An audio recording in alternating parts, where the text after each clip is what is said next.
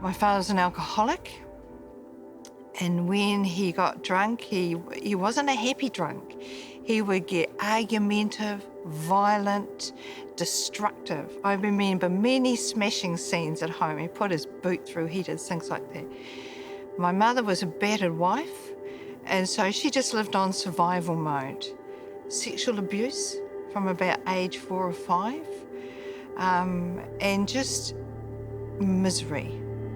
I remember wanting to cut myself and not understanding why. My mother had grown up in church, and so she took us kids to church with her. And it's there I heard about God. And, you know, it was an interesting place because it was there, again, I experienced happy families. And again, it emphasized to me what I didn't have. And I remember looking at these kids and go, I was so jealous of them, so envious. And I was so critical. I said, you don't even know what you've got. I prayed to God, God, change my family. And nothing happened. And I didn't understand about free will in those days. I didn't understand that God gave us free will. And even when other people's choices caused us pain, you know, I didn't understand that he walks through us. I didn't understand that. I just thought, well, there we are. There's another one who doesn't keep his promises.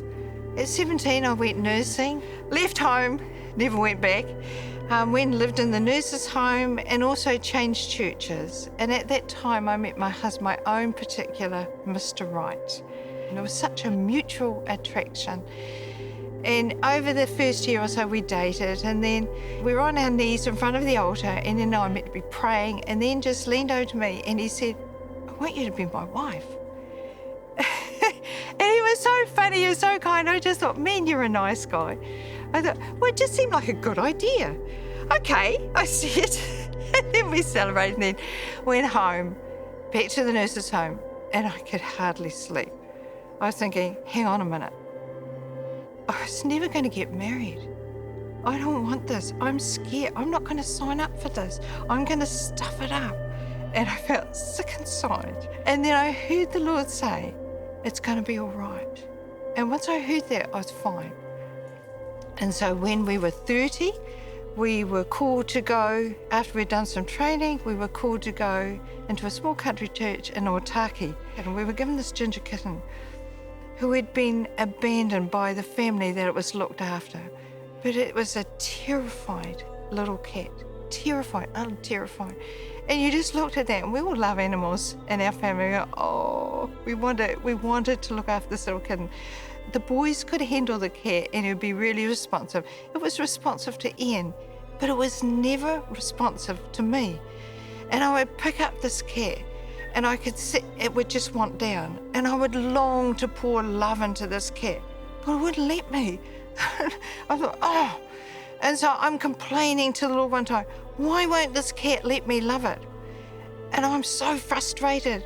And you know what he said to me? He said, I know exactly how you feel. And I knew he was talking about me. And I said, I don't know how to fix myself. I can't fix myself.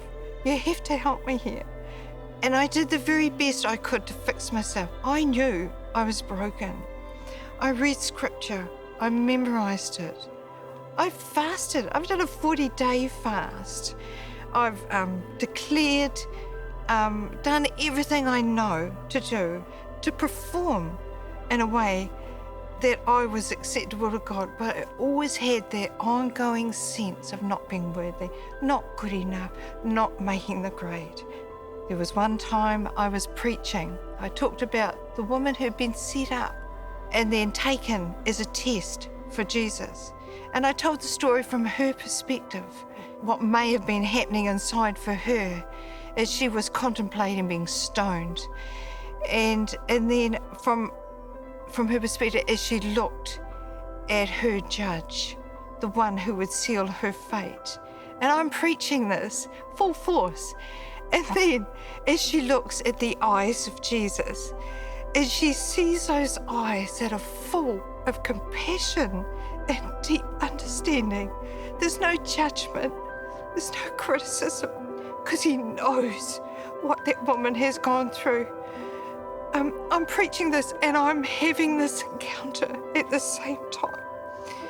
And whenever I'm taken back, whenever I go back, I'm taken back to that. Those eyes of Jesus that understand everything about you, but there's no judgment.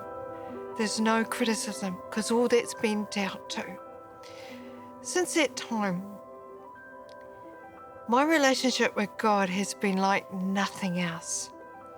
And I've recognised that all that early conditioning that I had was nothing short of lies. It completely misrepresented the heart of God. And when people have encounters with the living God, who He really is, they will never be the same.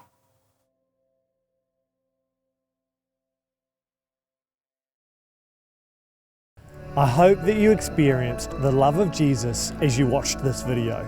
To see more life transformational stories, like and subscribe to our YouTube channel or explore our website at fantailstudios.com.